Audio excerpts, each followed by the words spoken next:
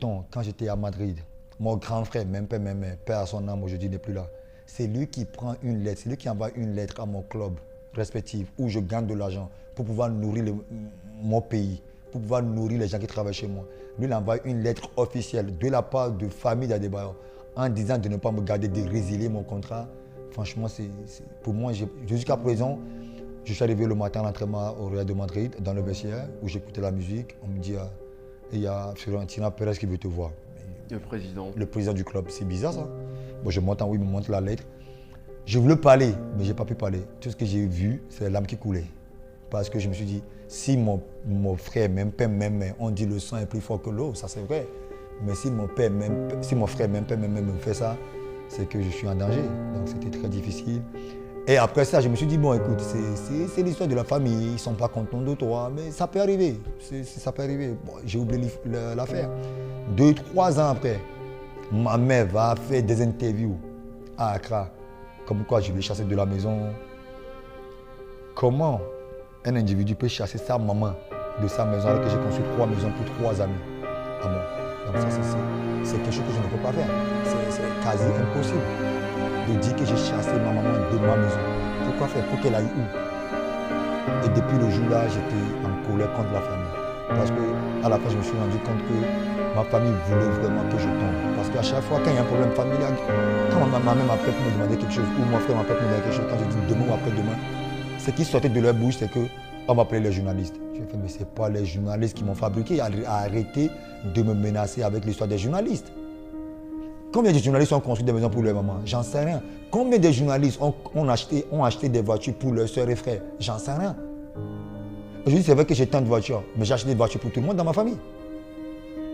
J'ai construit une maison pour tout le monde dans ma famille. Donc, arrêtez de me menacer avec des journalistes, parce que ce n'est pas eux qui m'ont fabriqué. Je me suis fabriqué tout seul. Si c'est vrai qu'il y a des gens alentour qui m'ont aidé, que je tiens même à remercier d'ailleurs dans la vie de tous les jours, Akousa Camelio, mon premier entraîneur que j'ai connu. Andy Konakwe, pour moi c'est un père, il est toujours là pour moi, je suis toujours là pour lui, on s'entend très très bien. Mais c'est difficile tout. Mais aujourd'hui c'est vrai que l'histoire est restée stable et je suis très content. Je pense que la famille est contente. Je me souhaite vraiment d'être contente parce qu'à la fin de la journée, ce qui est important, c'est qu'on vit heureux. Aujourd'hui j'ai une fille et elle doit être contente. Et elle a un exemple qui est Adebayor, qui est son père.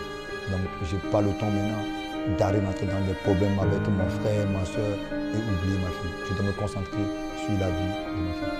Alors, c'est la dernière question, quelles étaient les raisons évoquées par la famille en envoyant la lettre au Real Madrid? Quelles étaient les raisons? La famille a dit que je m'occupe pas bien d'eux jusqu'au point où ma famille m'a demandé de leur donner du salaire par mois. Ça, il n'y a pas de problème, on peut comprendre. Il n'y a pas de problème. C'est comme si tu envoies de l'argent pour manger à ton frère ou ta soeur. Il n'y a même pas de problème. Mais là, ce que je n'ai pas compris, c'est que ma famille me dit, il y a un frère qui me dit, je vais habiter à Paris sur le champ, loue-moi un appartement. Et en plus de l'appartement, tu me payes le loyer à l'époque, je ne sais pas de l'époque, où je donnais peut-être une petite somme à ma maman, qui est déjà au-dessus de tous les ministres autour, comme salaire, c'est-à-dire tous les mois. Elle a besoin de rien. Et elle ne paye pas l'électricité, elle ne paye pas le chauffeur, elle ne paye pas la nourriture. Parce que j'avais signé un contrat avec un gars qui livre tout ce qui est nourriture à la maison. Du riz, huile, tomate, tout à la maison, tous les mois. Et ma maman avait salaire, c'est-à-dire après le chef de l'État, c'est maman qu'on voit en premier, qu'on parle des salaires normaux. Mais maman m'a dit non, elle n'était pas contente. Et ma maman, je peux parler d'il y a 10 ans, ma maman voulait 15 000 euros par mois en Afrique. C'est là où je lui ai dit, si quelqu'un me donne moins 15 000 euros par mois pour rester en Afrique, je resterai là. Si pour rester à la maison, je fais j'ai une voiture, je ne paie pas de l'essence, je ne paie pas le chauffeur, je ne paie pas l'électricité, je ne paie pas eau. Qu'est-ce que vous allez faire dans le froid? On a mal à l'orteil, dans le froid, on a le nez qui coule, on transpire comme des on souffre, on est blessé, on tose, on risque nos vies.